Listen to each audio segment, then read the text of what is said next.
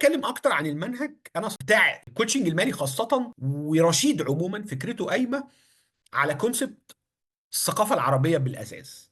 ويمكن انا وضحت ده في اكتر من لقاء، ويمكن لو دخلتوا على صفحه رشيد هتشوفوا ده.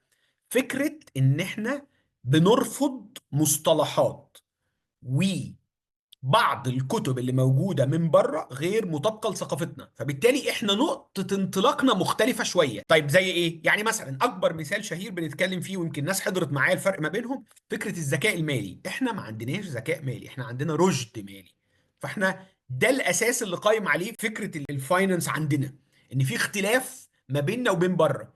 طيب ده واحد. اتنين، فكره ان انا بيجي لي عميل، ما هو ده بقى ثقافتنا وده اللي مش هلاقيه في كتب بره. احيانا يجي يقول لي ايه، انا عندي ذهب، الزكاه بتاعته تتحسب ازاي؟ ايه ده؟ طب انا ككوتش بقى محتاج ابقى فاهم ده الكونسبت دي بتتحسب ازاي، كام جرام المفروض ان هم يكونوا من غير زكاه، بعد كده الزكاه النصاب بتاعها كام. طب بلاش دي. طب انا كوتش دلوقتي، انا يا كوتش يعني ممكن ادخل في مجال الذهب ولا ادخل في مجال العقارات، الاستثمار العقاري. فالماده العلميه شويه متخصصه على دولنا. مثلا معظم الكتب اللي انت هتقراها اجنبيه او تشوفها في الغالب بتتكلم عن سوق الاستثمار الامريكي. انت محتاج تقاعد خارج، تقاعد بره، محتاج تشتري سندات. احنا الحاجات دي مش في ثقافتنا ومش موجوده عند العملاء. طيب انا ككوتش بقى محتاج ابقى ايه؟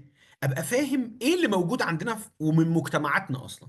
لذلك على فكرة احنا مادتنا ومنهجنا كله مبني على الواقع اللي احنا بنعيش فيه دولنا، مش طالع بره.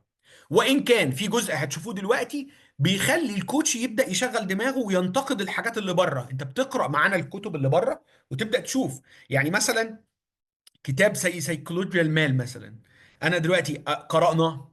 ايه الفرق ما بين ايه اللي قابل للتطبيق عندنا وايه اللي مش قابل؟ ليه؟ لان ده بيخلي الكاستمر يدخل في حالة دايرة مفرغة، انا عمال اقرا بس مش بطبق، مفيش حاجة ما تنفعش. ايوه، ما انت نسيت ان البيئة غير، البيئة مختلفة. فلذلك المنهج العلمي بتاعنا مبني من الواقع بتاعنا بناء على اللي احنا عايشينه. طيب النقطة التانية ودي أجمل شيء في البرنامج، إنه أول برنامج يربط السلوك واعماق النفس بالفلوس. مثلا دلوقتي انت العميل هيجي لك ككوتش، لما بيجي لك العميل بيعمل جلسات هو بيديك ارقام، مصروفات، ايرادات.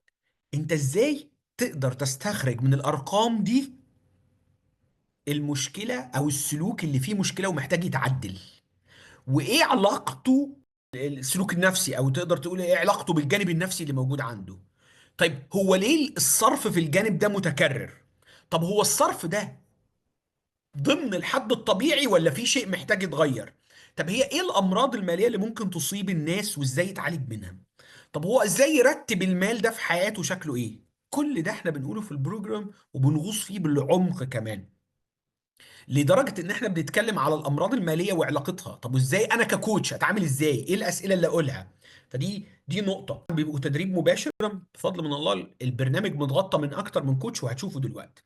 وانا دايما بحب فكره ايه، ان يكون في جروب، لان في الاخر يهمنا المنتج او البرودكت اللي طالع. طيب إيه في بقى مهارات جوه فكره الثقافه الماليه نفسها بتاعتنا؟ لازم تبقى فاهم احنا ثقافتنا الماليه ماشيه ازاي، استثمارنا بيمشي ازاي، التكنولوجيا الماليه. دلوقتي على فكره مفيش اكتر من ابلكيشنز. كل واحد فينا في اي دوله دلوقتي يجي لك ابلكيشن يقول لك استثمر عندي، حط فلوس وخد عائد في الذهب، في العقار، ازاي اقدر اقارن بين دول؟ مين الاحسن؟ ايه اللي ينفع؟